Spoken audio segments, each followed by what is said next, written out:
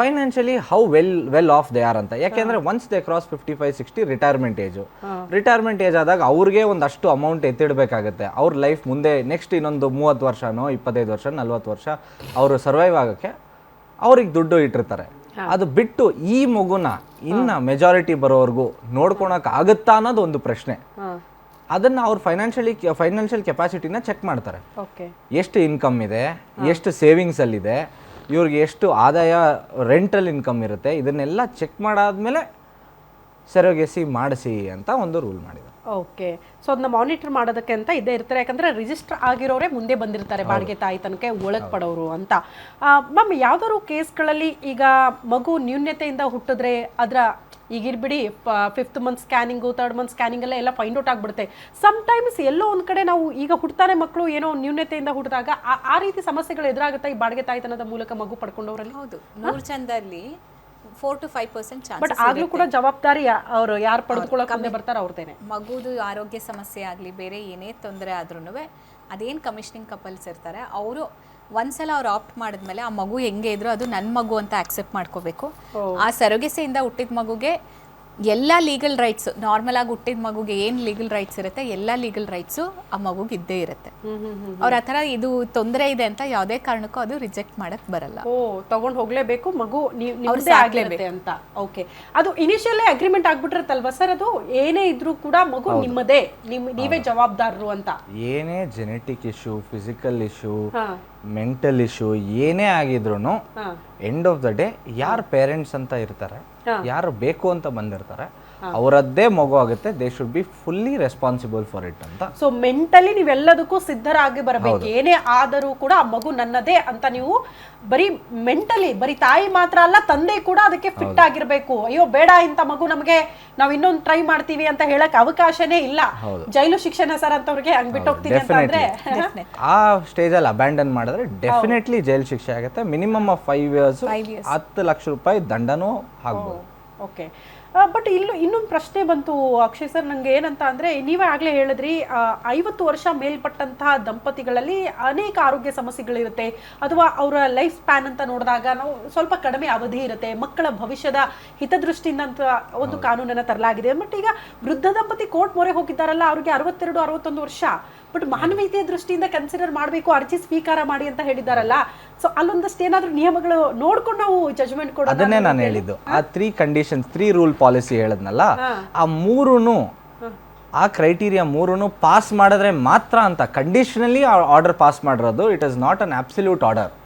ಕಂಡೀಷನಲಿ ಈ 3 ನಾನೇನು ಹೇಳಿದೆ, ಜೆನೆಟಿಕ್, ಫಿಸಿಕಲ್, ಫೈನಾನ್ಷಿಯಲ್, ಈ 3 ನೋಡಿ ಇದು 3 ಪಾಸ್ ಆದ್ರೆ ಅವ್ರಿಗೆ ಅವಕಾಶ ಕೊಡಿ ಅಂತ ಹೇಳಿರೋದು.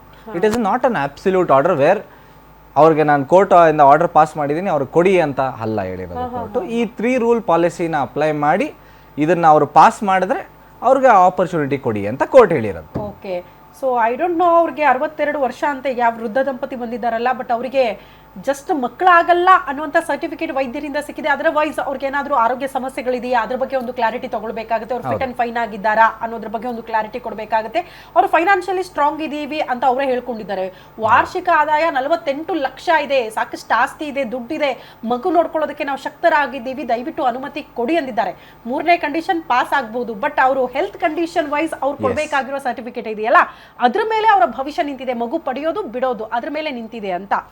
ಓಕೆ ಮಂಗಳಗೌರಿ ಮೇಡಮ್, ಈಗ ನೆಕ್ಸ್ಟ್ IVF ಪ್ರೋಸೆಸ್ ಅಂತ ನೀವು ಹೇಳಿದ್ರಿ.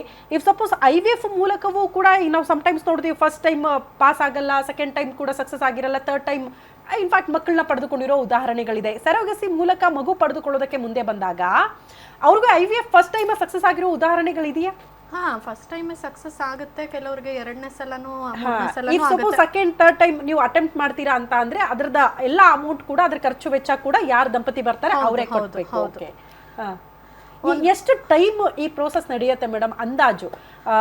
ಸೆಕೆಂಡ್ ಟೈಮ್ ಥರ್ಡ್ ಟೈಮ್ ಕೂಡ ಫೇಲ್ಯೂರ್ ಆಗುತ್ತೆ. ಒಂದ್ಸಲ ಫೇಲ್ಯೂರ್ ಆದ್ರೆ ಸರೋಗೇಟ್ ನ ಚೇಂಜ್ ಮಾಡಿದ್ದು ಕೂಡ ಇದೆ. ಲೈಕ್ ಬೇರೆ ಸರೋಗೇಟು, ಅಥವಾ ಕೆಲವರು 2 ಸಲ ಅಥವಾ 3 ಸಲ ಟ್ರೈ ಮಾಡಿ ಆಮೇಲೆ ಕೂಡ ಸರೋಗೇಟ್ನ ಚೇಂಜ್ ಮಾಡ್ತಾರೆ. ಫಸ್ಟು ಸರೋಗೇಟ್ ಸೆಲೆಕ್ಟ್ ಆಗಬೇಕಾದ್ರೇ ನಾವು ಅದೆಲ್ಲ ನೋಡಿರ್ತೀವಿ, ಅವ್ರ ಗರ್ಭಕೋಶ ಎಲ್ಲ ಚೆನ್ನಾಗಿದೆಯಾ, ಅವ್ರದ್ದು ಏನು ಫಲವತ್ತತೆ ಹೇಗಿದೆ ಅನ್ನೋದು, ಅಂದರೆ ಯೂಟ್ರಸ್ ಲೈನಿಂಗ್ ಅನ್ನೋದನ್ನ ನೋಡ್ತೀವಿ. ಅದೆಲ್ಲ ಚೆನ್ನಾಗಿದ್ರೇ ನಾವು ಆ ಸರೋಗೇಟ್ನ ಸೆಲೆಕ್ಟ್ ಮಾಡೋದು ಎಲ್ಲ ಟೆಸ್ಟ್ ಆದಮೇಲೆ. ಅದಾಗಿಯೂ ಕೂಡ ಫೇಲ್ ಆದಾಗ ಒಂದೊಂದ್ಸಲ ನಾವು ನೆಕ್ಸ್ಟ್ ಟೆಸ್ಟಿಗೆ ಹೋಗಿ ಮತ್ತೆ ಟ್ರಾನ್ಸ್ಫರ್ ಕೂಡ ಮಾಡ್ಬೋದು. ಇಲ್ಲಾಂದರೆ ಸರೋಗೇಟ್ನ ಚೇಂಜ್ ಮಾಡಬೇಕು ಅಂತ ಅವ್ರಿಗೆ ಅನ್ಸಿದ್ರೆ ನಾವು ಬೇರೆ ಸರೋಗೇಟ್ ಅವರೇ ಇವಾಗ ಕಮರ್ಷಿಯಲ್ ಸರೋಗೇಸಿ ಇಲ್ಲದೆ ಇರೋದ್ರಿಂದ ಅವ್ರಿಗೆ ಇಷ್ಟ ಇದ್ದರೆ ಅವ್ರು ಬೇರೆ ಸರೋಗೇಟ್ನ ಕೂಡ ಕರ್ಕೊಂಡು ಬರ್ತಾರೆ. ಓಕೆ, ಮಹೇಶ್ವರಿ ಮೇಡಮ್, ಹಂಗಂದ್ರೆ ಸ್ವಲ್ಪ ಲಾಂಗ್ ಟರ್ಮ್ ಪ್ರೋಸೆಸ್ ಅಂತ ಅನ್ಸುತ್ತಲ್ವಾ ಇದು? ಅಂದರೆ ಕಾಮನ್ ಆಗಿ ನಾವು ತಾಯಿ ಆಗೋದಕ್ಕೂ ಈ ಪ್ರೋಸೆಸ್ ಆಗೋದಕ್ಕೂ ಸ್ವಲ್ಪ ಲೆಂದಿ ಟೈಮ್ ಹಿಡಿಯುತ್ತೆ ಅಂತ ಈ ಪ್ರಕ್ರಿಯೆಗಳಾಗೋದಕ್ಕೆ. ಹೌದು.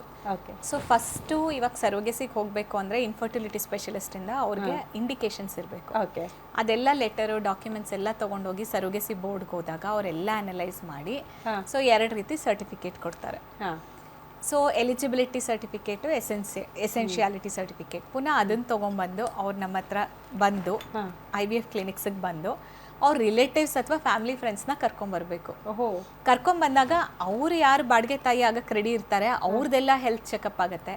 ಅವ್ರದ್ದು ಎಲ್ಲ ಸ್ಕ್ಯಾನ್ ಮಾಡಿ ಗರ್ಭಕೋಶ ಕರೆಕ್ಟ್ ಆಗಿದೆಯಾ, ಮೆಡಿಕಲಿ ಫಿಟ್ ಇದ್ದಾರಾ, ಮತ್ತು ಎಲ್ಲ ಸರೋಗೇಟ್ ಮದರ್ ಆಗ ಕ್ರೈಟೀರಿಯಾ ಫಿಟ್ ಆಗ್ತಿದಾರಾ ಚೆಕ್ ಮಾಡ್ತೀವಿ. ಅದಾದಮೇಲೆ ಅವ್ರ ಗರ್ಭಕೋಶ ಲೈನಿಂಗ್ ಎಲ್ಲ ಚೆನ್ನಾಗಿ ಬರೆಸಿ ಆಮೇಲೆ ಭ್ರೂಣಗಳನ್ನ ಟ್ರಾನ್ಸ್ಫರ್ ಮಾಡ್ತೀವಿ. ಸೊ ಇದರಲ್ಲೂ ಅಷ್ಟೇ, ಒಂದ್ಸಲ ಭ್ರೂಣ ಟ್ರಾನ್ಸ್ಫರ್ ಮಾಡಿದ್ವಿ ಅಂದರೆ ಫಸ್ಟ್ ಟೈಮೇ ಸಕ್ಸಸ್ ಆಗಲ್ಲ. ಸೊ 100 ಜನಕ್ಕೆ ಟ್ರೈ ಮಾಡಿದ್ರೆ 50ರಿಂದ 60 ಜನಕ್ಕೆ ಮಾತ್ರ ಸಕ್ಸಸ್ ರೇಟ್ ಇರುತ್ತೆ.